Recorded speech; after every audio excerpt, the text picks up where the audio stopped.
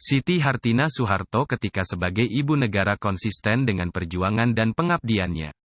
Nama panggilan Ibu Tien Soeharto, lahir di Desa Jaten, Surakarta tanggal 23 Agustus tahun 1923 dan meninggal di Jakarta, Minggu tanggal 28 April tahun 1996 dimakamkan di Astana Giribangun, Surakarta. Ia merupakan anak kedua dari 10 bersaudara. Kakaknya adalah R.A. Siti Hartini, sedangkan adiknya adalah R.M. Ibnu Hartomo, R.M. Ibnu Haryatno, R.A. Siti Hartanti, R.M. Ibnu Haryoto, R.M. Ibnu Widoyo, R.A. Siti Haryanti, R.M. Bernadi Ibnu Harjoyo, dan R.M. Sabarno Ibnu Haryanto. Bersuamikan Soeharto, menikah tanggal 26 Desember tahun 1947, dan mempunyai anak Siti Hardianti Hastuti, Mbak Tutut, Sigit Haryoyudanto, Bambang Trihatmojo, Siti Hediati, Hutomo Mandala Putra, Tommy, dan Siti Hutami Endang Adiningsih. Siti Hartinah merupakan anak dari pasangan R.M. Sumoharyomo dan R.A. Hatmanti. Pendidikan yang pernah ditempuhnya sekolah dasar yang disebut Sekolah Ongko Loro Vimatesih dan HIS, Holland Inland School, di Solo dan Wonogiri. Sejak remaja aktif di Laskar Putri Indonesia berjuang di garis belakang mempertahankan kemerdekaan. Apalagi setelah menjadi ibu negara sebagai pendamping setia Presiden Soeharto, ia mencetuskan beberapa gagasan yang melahirkan beberapa proyek monumental, di antaranya Taman Mini Indonesia Indah. Ia meninggal pada hari Minggu tanggal 28 April tahun 1996, meninggalkan karya gemilang bagi bangsanya. Setelah meninggal, ia dianugerahi gelar pahlawan nasional. Masa kecil Siti Hartinah diwarnai dengan berpindah-pindah tempat tinggal mengikuti orang tuanya yang ditugaskan ke berbagai daerah. Terkadang, ketika dipindahkan ke sebuah wilayah, orang tuanya belum menyiapkan tempat tinggal untuk keluarga itu. Ada kalanya keluarga itu tinggal sementara di rumah kepala desa sebelum mendapatkan rumah baru. Pada masa itu belum ada istilah rumah dinas untuk pejabat golongan rendah. Perpindahan pertama yang dialami Siti Hartinah terjadi ketika masih berusia 3 tahun yaitu pada tahun 1925. Ayahnya, R.M. Sumoharyomo menempati jabatan baru sebagai Paneu Pangreh Praja, setingkat camat, ditugaskan ke Jumapolo, sebuah kota kecamatan di Karanganyar sekitar 26 km dari kota Solo. Di kota inilah Siti Hartinah terkena wabah penyakit disentri yang hampir merenggut nyawanya. Ia terserang wabah penyakit yang tanpa pilih bulu menyerang siapa saja di Surakarta termasuk di Jumapolo. Banyak sekali jatuh korban jiwa. Hampir setiap hari ada warga yang meninggal di Jumapolo. Sebagai tempat yang terpencil, Jumapolo tidak memiliki fasilitas kesehatan dan obat-obatan. Jangankan dokter, perawat pun tidak ada. Maka, Siti Hartinah pun hanya mampu terbaring menunggu nasib. Tak ada orang lain yang berani mendekati selain kedua orang tuanya. Mereka mencari berbagai cara dan pengobatan untuk menyembuhkan buah hatinya. Sebagai orang yang beriman, siang dan malam mereka berdoa kepada Tuhan agar Siti Hartinah segera disembuhkan. Rupanya doa yang tulus dari orang tua itu dikabulkan Tuhan. Siti Hartinah pun sembuh dari penyakit. Perpindahan itu mengakibatkan terjadinya perbedaan alam dan lingkungan. Namun, perbedaan tersebut ternyata memberi bekal yang cukup berarti bagi pribadinya menjadi pribadi yang terbuka dan luas pergaulannya. Pada usia 5 tahun, Siti Hartinah kembali harus berpindah tempat tinggal mengikuti orang tuanya. Kali ini pindah ke Matesih, Kabupaten Karanganyar di kaki Gunung Lawu. Di Matesih terdapat satu sekolah dasar yang disebut Sekolah Ongko Loro. Sekolah ini hanya menyelenggarakan pendidikan formal selama 2 tahun. Siti Hartinah masuk ke sekolah ini. Seorang sahabat ayahnya, Abdul Rahman, datang dari Solo. Abdul Rahman yang sudah berkeluarga namun tidak punya anak itu bermaksud mengangkat salah seorang anak Paneu Sumoharjomo. Pilihannya jatuh pada Siti Hartinah. Meskipun berat hati, setelah dirundingkan, akhirnya permohonan Abdul Rahman dikabulkan. Ia pun ikut keluarga baru di Solo. Di sana ia sekolah di salah satu sekolah elit, HIS, Holland Inland School. Untuk pertama kalinya, ia berhubungan dengan sistem pendidikan Belanda. Sayangnya, baru setahun bersama dengan keluarga Abdul Rahman yang begitu perhatian, ia terpaksa harus kembali ke keluarganya dan meninggalkan HIS. Hal ini terjadi karena ia terserang penyakit cacar yang sangat mengkhawatirkan. Ia pun kembali ke desa. Ia tidak kembali ke Matesih, melainkan ke Kerjo, karena orang tuanya sudah kembali dipindahkan. Di tempat baru, setelah sembuh, ia kembali masuk sekolah. Tentu saja tidak di HIS, melainkan di sekolah Ongkoloro yang ada di desa itu. Kerjo barangkali merupakan masa penutup untuk masa kanak-kanaknya. Setelah di desa ini, ayahnya mendapat kenaikan pangkat menjadi Wedana. Pada tahun 1933, Wedana Sumoharjomo memboyong keluarganya ke Wonogiri, termauk Siti Hartinah. Di Wonogiri, ia kembali masuk HIS, duduk di bangku kelas 3. Masa remaja. Di Wonogiri, Siti Hartinah berhasil menyelesaikan sekolahnya di HIS. Jarak antara rumah dengan sekolah sekitar 5 km. Untuk mencapai sekolah, ia dan kakaknya selalu naik andong. Selama bersekolah ia selalu memakai kebaya, bukan memakai rok. Hanya pada kegiatan kepanduan JPO, Javan Spatwinder Organisasi, ia diizinkan orang tuanya memakai rok, pakaian seragam JPO. Karena rajin mengikuti latihan-latihan di JPO, akhirnya dalam dirinya tumbuh tunas-tunas idealisme yang terus berkembang. Fungsi kepanduan yang universal adalah pembinaan budi pekerti, watak, dan karakter sejak usia muda, disiplin dan solidaritas serta tolong-menolong, saling hormat-menghormati serta saling menyayangi. Namun, sayangnya ia tidak dapat melanjutkan ke jenjang yang lebih tinggi. Ayahnya menjadi Wedana Wonogiri hanya dalam waktu 5 tahun. Kemudian ia dipindahkan menjadi Wedana di Wuryantoro. 2 tahun kemudian ia pun dipensiunkan. Keinginannya untuk melanjutkan ke jenjang yang lebih tinggi dan cita-cita menjadi seorang dokter memang tidak tercapai. Tetapi, dengan mengalihkan kegiatan-kegiatan lainnya seperti membatik, belajar menari dan menyanyi tembang Jawa, menulis syair, ternyata memenuhi dorongan dan tuntutan jiwa remajanya. Yang tidak terjadi barangkali jatuh cinta. Ia tidak mengalami jatuh cinta sebagaimana remaja lainnya. Masa pendudukan Jepang. Sebelum Jepang memasuki kota Solo pada tahun 1942, Siti Hartinah kembali memasuki gerakan kepanduan. Kali ini tidak lagi di JPO melainkan di Pandu Rakyat Indonesia. Aktivitasnya itu juga merupakan kegiatan satu-satunya di luar rumah. Selebihnya ia tinggal di dalam rumah dengan kegiatan membatik. Kain batik karyanya ia jual.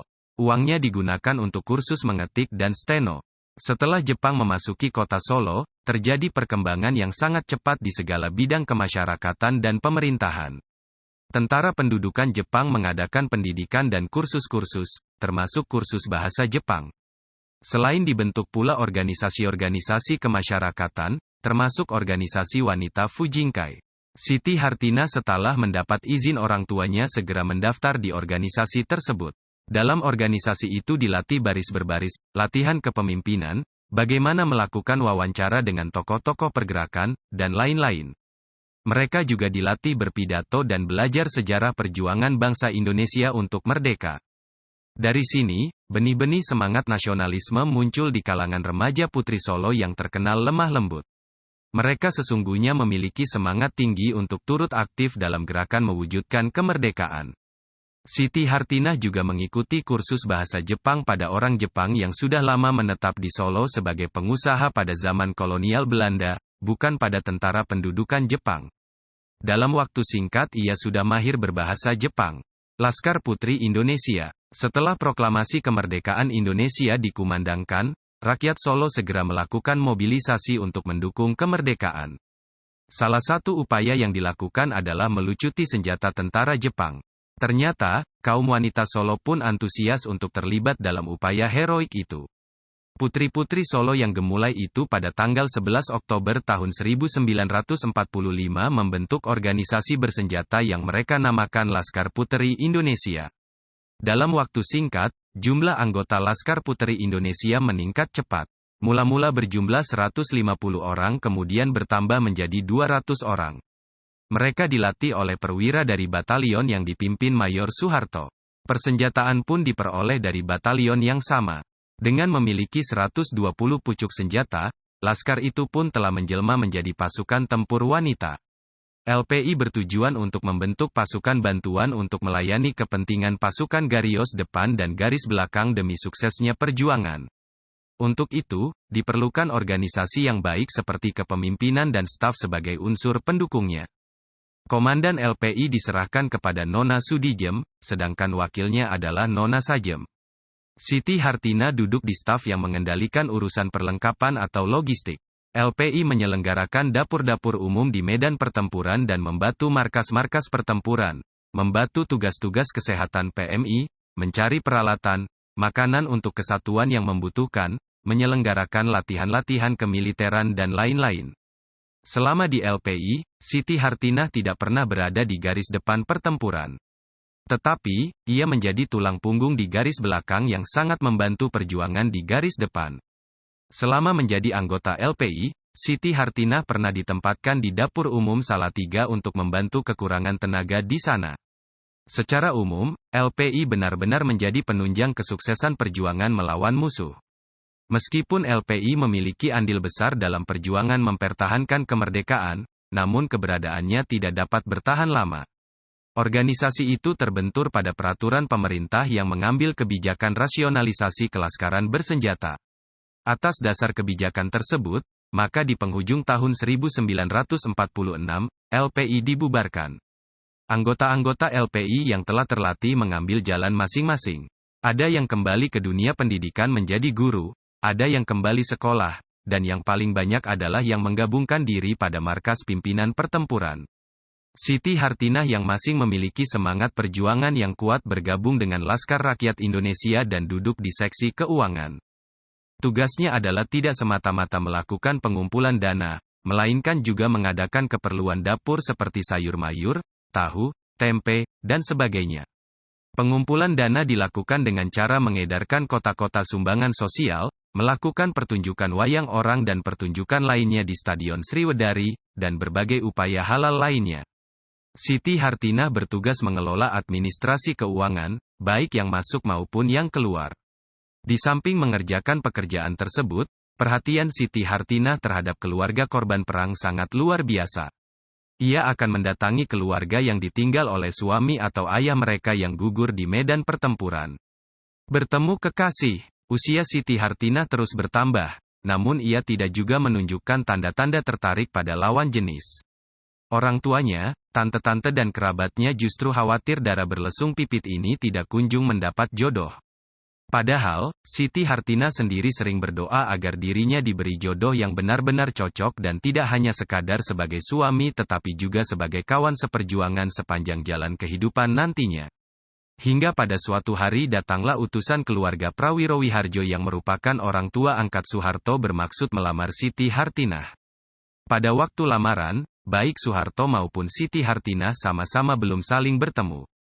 Sebelum lamaran dilakukan, ada kegamangan di hati pemuda Soeharto kalau lamaran itu bakal ditolak. Alasannya, dia berasal dari kalangan biasa, sedangkan Siti Hartinah merupakan keluarga bangsawan. Barangkali inilah yang namanya jodoh. Bukan 1-2 kali Siti Hartinah mendapat lamaran atau ada pemuda yang mencoba mendekatinya, tetapi dia selalu saja menolak. Akan tetapi, ketika yang melamar adalah seorang perwira muda bernama Soeharto, dia sama sekali tidak menunjukkan keberatannya. Perkawinan kedua insan yang tidak melakukan masa pacaran sebelumnya terjadi pada tanggal 26 Desember tahun 1947. Upacara pernikahan dilangsungkan secara amat sederhana. Resepsi pun hanya diterangi lampu lilin yang redup. Malam pertama mereka diwarnai dengan pemberlakuan jam malam. Setiap warga tidak diperkenankan meninggalkan rumah atau tidak boleh terlihat keluar rumah oleh aparat yang berjaga. Dalam kondisi yang darurat seperti itu, sangat wajar jika tidak ada dokumen tadi dalam bentuk foto perkawinan dua insan itu. Pada waktu menikah, usia Soeharto adalah 26 tahun sedangkan Siti Hartinah 24 tahun. Meskipun tanpa melalui acara pacaran, mereka berdua berupaya mempertahankan perkawinan sepanjang usia. Keduanya berpegang pada pepatah, Witing Tresna Jalaran Saka Kulina, yang berarti datangnya cinta karena bergaul dekat. Istri prajurit. 3 hari setelah perkawinan, Siti Hartinah diboyong suaminya ke Yogyakarta. Di kota ini Soeharto yang seorang perwira militer bertugas mempertahankan kedaulatan bangsa dari ancaman Belanda. Kini Siti Hartinah telah mendapat tugas baru yaitu sebagai istri komandan resimen. Di Yogyakarta, Letnan Kolonel Soeharto telah menyiapkan sebuah rumah beserta isinya yang sederhana untuk tempat tinggal mereka. Rumah itu terletak di Jalan Merbabu No. 2. Baru seminggu mereka tinggal di Yogyakarta, Soeharto sudah harus meninggalkan istrinya. Ia ditugaskan ke Ambarawa untuk menghadapi serangan Belanda dari Semarang. Setelah 3 bulan berpisah, barulah Siti Hartinah kembali berkumpul dengan suaminya. Kepergian itu bukan sekali itu saja terjadi. Dalam kondisi darurat, Soeharto sering melakukan perjalanan tugas yang menempuh waktu relatif lama. Setelah tinggal selama 9 bulan, Soeharto mulai memperlihatkan tanda-tanda kehamilan. Itu berarti beberapa bulan lagi ia akan memiliki anak. Sayangnya, pada saat itu suaminya justru harus sering meninggalkannya. Aksi militer Belanda yang semakin hebat membuat tugas suaminya menjadi lebih berat. Dalam kondisi demikian, Soeharto lebih memilih mendahulukan tugasnya sebagai anggota militer yang harus maju ke medan pertempuran dan meninggalkan istrinya di rumah. Ketika terjadi agresi militer Belanda tanggal 19 Desember tahun 1948, Siti Hartinah bertambah sulit untuk bertemu Soeharto. Sekali bertemu tidak pernah berlangsung lama, karena Soeharto harus kembali ke pos jaga. Dalam kondisi mengandung, Soeharto sesungguhnya membutuhkan dekat dengan suaminya. Namun, ia memahami tugas berat yang diemban suaminya dan tidak merengek-rengek minta ditemani. Ia pun tidak mengeluh atas nasib yang dialaminya. Keberadaan kakaknya, Odang, Siti Hartini, adiknya Harjanti, Ibu Dwijo dan keluarga Amir Murtono di rumah sungguh sangat membantu. Ia tidak kesepian dan jika ada kesulitan tidak jauh dari orang-orang yang bisa dimintai bantuan. Pada waktu agresi militer Belanda terjadi, Soeharto praktis tidak bisa berlama-lama bersama keluarganya. Kepada Amir Murtono, Soeharto berpesan agar menjaga istrinya, dan bila perlu mereka semua mengungsi. Ketika kondisi semakin gawat, Siti Hartinah berikut orang-orang yang tinggal di rumah Jalan Merbabu No. 2 mengungsi. Mereka sempat mengungsi ke sebuah ruang kecil yang kosong yang memiliki banyak kamar di dekat penjara. Pernah suatu kali tentara Belanda datang. Tentara itu sempat melihat koper yang di atasnya ditumpuk kertas-kertas koran bekas. Sedangkan di bagian bawah adalah pedang dan senjata. Beruntung tentara Belanda itu tidak mengacak-acak koper. Kalau saja itu terjadi, bisa saja mereka semua ditahan Belanda. Pada tanggal 23 Januari tahun 1949 di rumah pengungsiannya, Soeharto mengalami kejadian baru yang belum pernah dialaminya. Ia melahirkan anak pertamanya. Pada saat itu, tentara Belanda sering melakukan inspeksi ditambah pemberlakuan jam malam. Ia melahirkan dibantu seorang bidan yang bersedia datang dan menginap di rumah itu. Padahal, biasanya jarang ada bidan yang mau datang. Mereka takut dianggap mata-mata oleh Belanda. Sedangkan dokter, di dalam situasi darurat itu terlalu sulit untuk mencari seorang dokter. Sementara suaminya sedang berada di medan tempur yang tidak diketahui keberadaannya. Berita kelahiran bayi mungil itu akhirnya sampai ke telinga Soeharto. Ia tentu sangat gembira mendengar berita itu. Sang bayi itu kemudian diberi nama Siti Hardijanti Hastuti, Tutut. Ia pun ingin segera melihat wajah bayinya. Namun, lantaran tugas dan tengah mempersiapkan serangan balasan bagi Belanda, keinginannya itu harus ditunda. Bulan Januari berlalu tanpa kehadiran Soeharto, sang suami dan ayah dari bayi kecilnya. Bulan Februari pun berlalu begitu saja. Hanya surat-surat dari medan tempur yang diterima sedangkan orangnya masih tinggal di sana. Sebenarnya Soeharto ingin sekali datang, tetapi ia tidak mungkin melakukannya. Rumah pengungsian yang berada dekat penjara yang dikuasai Belanda sangat rawan untuk dikunjungi. Jika ketahuan, ia bisa tertangkap dan akan membuat rencana perjuangan gagal. Serangan terhadap markas Belanda yang dikenal dengan serangan umum tanggal 1 Maret berhasil. Meskipun hanya menduduki Yogyakarta selama 6 jam, namun serangan itu telah membuka mata dunia akan keberadaan Indonesia. PBB pun kembali mendesak Belanda agar berunding dengan pemerintah RI. Setelah berlangsungnya serangan dan Belanda akan menarik mundur pasukan dari Yogyakarta, Soeharto secara diam-diam mendatangi Sri Sultan di keraton. Setelah bertemu, malamnya ia menginap di dapur keraton. Pada saat itu, Soeharto mengirimkan utusan agar istrinya datang ke keraton. Dengan diantar Letnan Amir Murtono, Soeharto dengan membawa bayi kecil. Mereka pun kemudian bertemu. Itu adalah pertemuan pertama setelah berpisah selama 4 bulan. Soeharto tidak habis-habis mencium bayinya. Pertemuan itu hanya berlangsung selama 1 jam, karena Soeharto harus kembali ke garis depan. Pertempuran belum selesai. Setelah keadaan benar-benar aman dan pemerintah RI kembali ke Yogyakarta, keluarga Soeharto pun kembali berkumpul. Posisi Soeharto pun sudah berubah. Ia kini menjadi Komandan Brigade 3 Divisi Diponegoro. Hengkangnya Belanda dari bumi pertiwi tidak berarti masalah selesai. Pemberontakan dari dalam pun mulai bermunculan. Salah satunya adalah pemberontakan Andi Aziz di Makassar. Untuk mengatasi pemberontakan dibentuklah satu pasukan ekspedisi di bawah kepemimpinan Kolonel Kawilarang. Brigade Mataram, Divisi 3 Jawa Tengah diputuskan sebagai salah satu bagian ekspedisi. Letkol Soeharto ditugaskan sebagai komandan pasukan Garuda Mataram untuk menumpas pemberontakan. Tanggal 21 April tahun 1950 Brigade Garuda Mataram meninggalkan Semarang. Siti Hartinah kembali harus berpisah dengan suaminya. Ia sadar akan tugas penting suaminya, meskipun hatinya sedih dan ingin selalu bersama sang suami. Setelah suaminya pergi menunaikan tugas, Soeharto tidak tinggal diam. Dia mengunjungi istri-istri prajurit anak buah suaminya. Dia merasakan di hati istri tentara itu terdapat kegelisahan dan kekhawatiran akan terjadi sesuatu yang buruk pada suami mereka. Sulitnya komunikasi membuat perasaan khawatir itu semakin menjadi karena tidak tahu bagaimana keadaan yang sebenarnya terjadi di Makassar. Setelah beberapa bulan berpisah, Siti Hartinah memutuskan untuk mengunjungi suaminya di Makassar. Ia tidak sekadar rindu, tetapi menurut pemikirannya, kepergiannya itu akan membantu menghilangkan paling tidak mengurangi kecemasan istri prajurit. Sebelum berangkat, sekali lagi, Soeharto mengunjungi istri prajurit dan bertanya apakah ada yang ingin menitipkan surat untuk suaminya. Ternyata sangat banyak surat titipan. Ia dengan senang hati membawa surat-surat tersebut. Surat itu tentunya akan menambah semangat suami mereka yang ada di garis depan. Siti Hartinah hanya 1 minggu berada di Makassar. Ia tidak ingin berlama-lama, karena yang terpenting dari misinya adalah melihat dengan mata kepala sendiri kondisi dan situasi pasukan, menyampaikan titipan-titipan dari rumah, dan tentu saja bertemu dengan suaminya.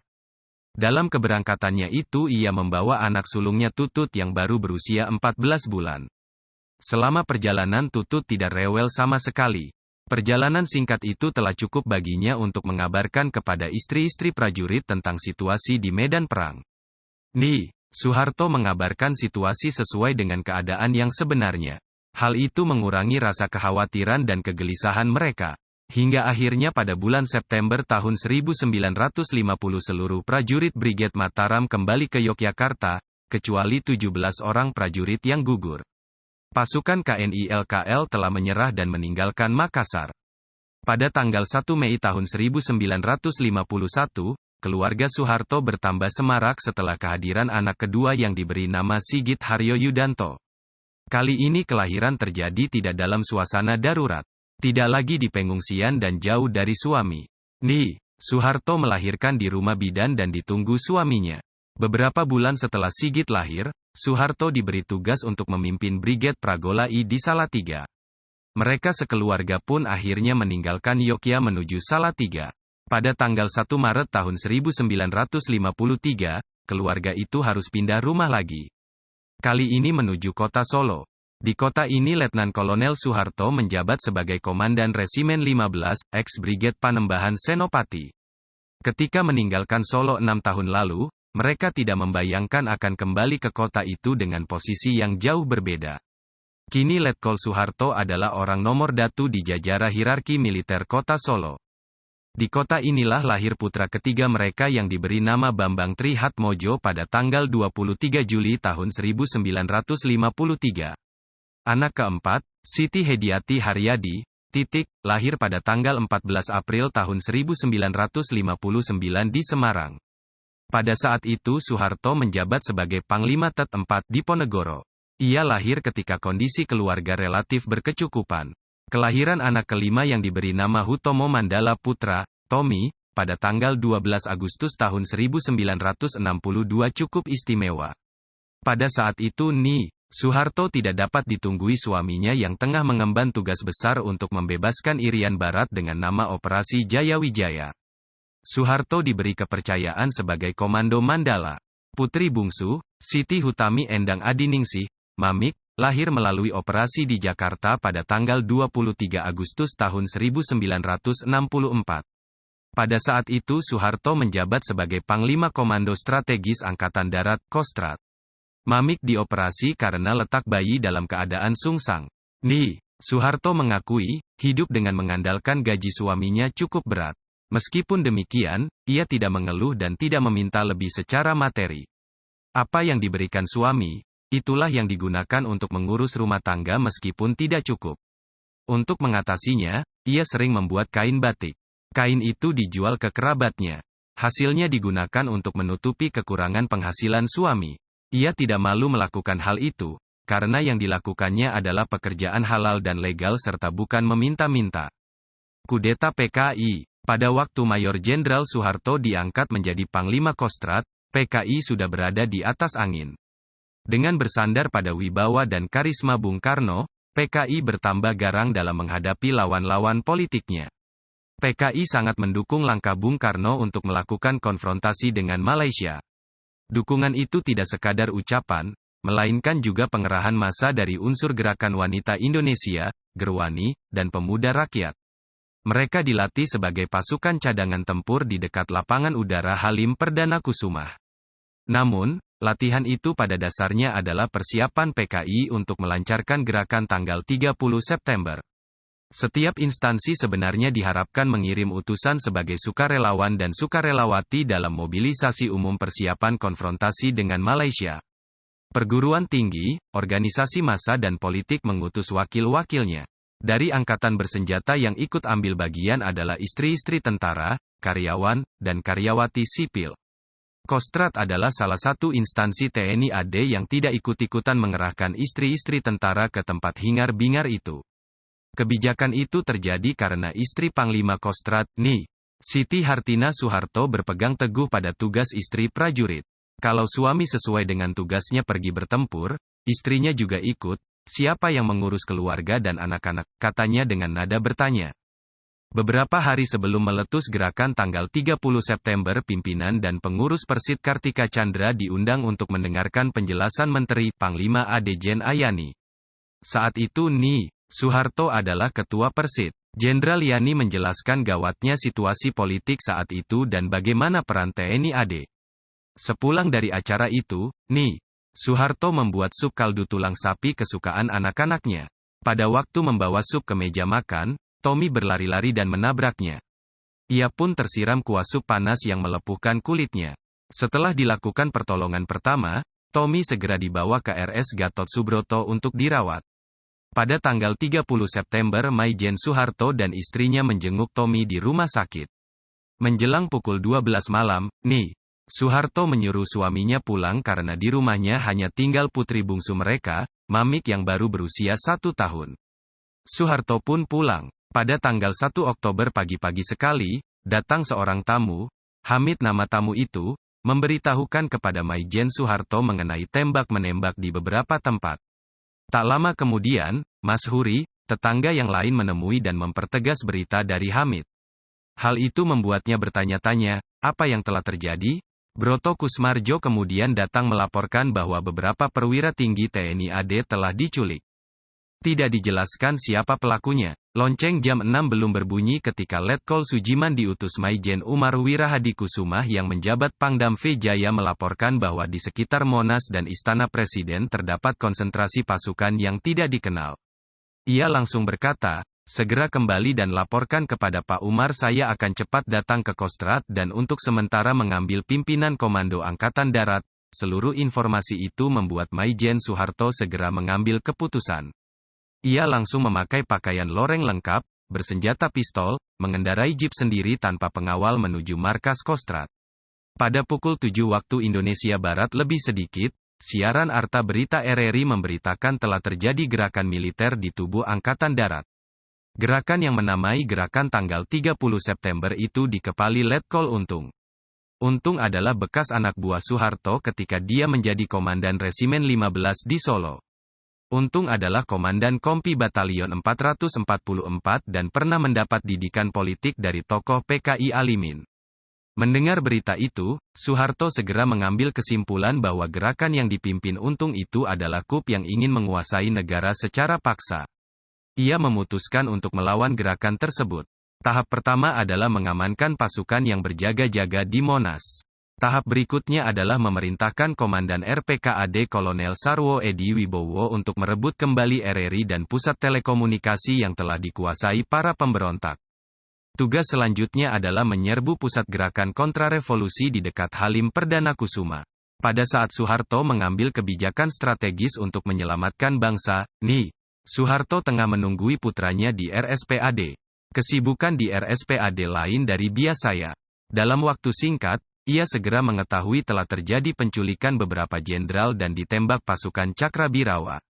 Ia pun gelisah dan ingin segera pulang ke rumah. Ia khawatir kalau terjadi hal-hal yang lebih gawat, sementara ia terpisah dengan anak-anak dan suaminya. Akhirnya, ia pun pulang membawa Tommy.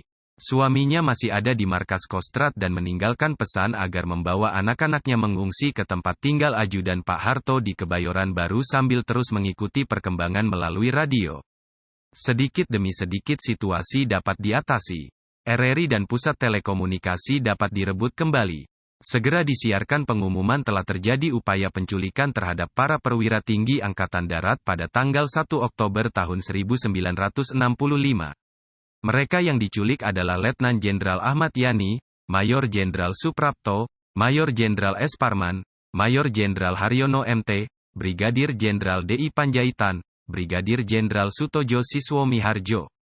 Mendengar dan melihat banyaknya korban perwira tinggi yang diculik dan dibunuh membuat Soeharto sedih luar biasa. Ia tidak membayangkan saudara sebangsa dan seperjuangan dapat berbuat tega seperti itu. Sejak tanggal 1 Oktober tahun 1965 hingga tanggal 11 Maret tahun 1966 dipenuhi dengan berbagai peristiwa yang luar biasa. Penculikan, penemuan korban yang sudah tewas, munculnya gelombang aksi demonstrasi yang menghendaki pembubaran PKI yang dikenal dengan nama Tritura, hingga pemberian surat perintah 11 Maret, Super Semar. Dalam masa-masa genting itu, Soeharto tampil sebagai pendorong dan pendamping suami yang paling kokoh. Ia juga memperhatikan langkah-langkah dan tindakan yang diambil suaminya dalam mencermati keadaan yang bergerak cepat. Pada tanggal 11 Maret diadakan rapat kabinet di Istana. Pada saat itu, Soeharto tidak dapat hadir karena sedang sakit flu, batuk-batuk dan demam. Namun, rapat tidak dapat berlangsung dengan baik, karena Presiden Soekarno dengan tergesa-gesa meninggalkan rapat setelah mendapat laporan adanya pasukan tak dikenal di luar istana. Dengan kondisi yang demikian, Maijen Basuki Rahmat, Brigjen M. Yusuf, dan Brigjen Amir Mahmud segera menemui Soeharto dan melaporkan apa yang terjadi di sidang kabinet. Ketiga jenderal itu kemudian berinisiatif menyusul Presiden Soekarno ke Istana Bogor dengan maksud agar Bung Karno menjadi tenteram dan tidak merasa dikucilkan TNI AD. Sebelum pergi, Soeharto berkata, "Sampaikan salam dan hormat saya kepada Bung Karno. Laporkan, saya dalam keadaan sakit. Kalau diberi kepercayaan, keadaan sekarang ini akan saya atasi." Tiga jenderal itu berhasil meyakinkan Bung Karno bahwa Pak Harto adalah orang yang tepat untuk mengatasi keadaan dan memulihkan keamanan. Ketiganya kembali ke Jakarta dengan membawa dokumen yang amat penting, Super Semar. Mereka langsung menuju rumah Panglima Kostrad meskipun hari telah larut malam. Setelah membaca surat perintah itu, Maijen Soeharto langsung berganti pakaian loreng lengkap dan segera pergi ke markas Kostrad. Soeharto mengenal benar kondisi kesehatan suaminya. Jika terlalu penat apalagi dengan tekanan dan beban pikiran yang menindih maka alergi tenggorokan selalu kambuh sehingga menyebabkan batuk-batuk yang amat mengganggu. Itulah yang terjadi pada malam itu. Firasat Soeharto mengatakan suaminya akan membuat keputusan penting. Benar saja, keesokan harinya pada pukul 6 waktu Indonesia Barat RRI menyiarkan berita pembubaran PKI. Pembubaran PKI ini disambut oleh seluruh rakyat Indonesia dengan hati lega. Seminggu kemudian 15 menteri kabinet Dwikora yang diduga berhubungan dengan PKI dicopot. Era baru kehidupan berbangsa pun dimulai.